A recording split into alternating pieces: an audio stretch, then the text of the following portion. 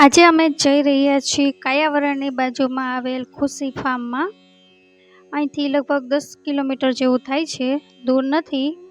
એટલે અમે બધા હવે ત્યાં જવા નીકળ્યા છીએ.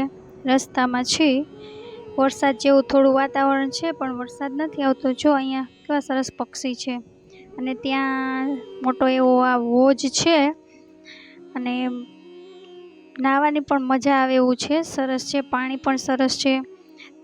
કોઈ બીજું છે જ નહીં અમારા ફેમિલી સિવાય.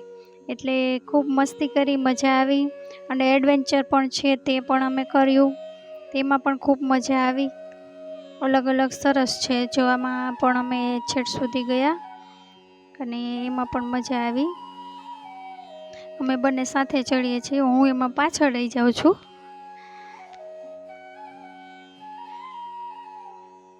ખરેખર આવું કરવું જોઈએ, આપણા શરીરની પણ કસરત થાય આમાં.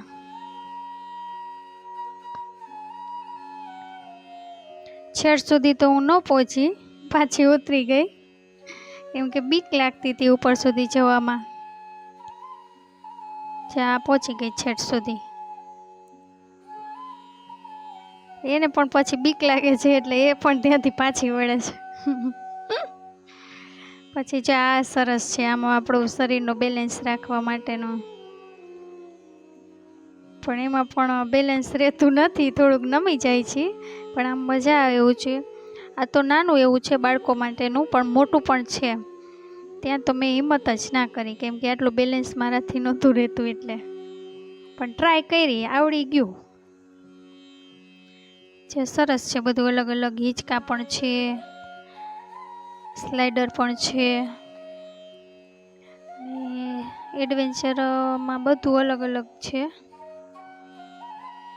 સરસ છે, સવારથી સાંજ સુધી ગયા હોય તો પણ મજા આવે એવું છે. જો આમાં મજા આવી, બાકી આરામથી સુતા હિંચકા ખાવાની. પેલા હિંચકા કરતા આમાં બહુ મજા આવી.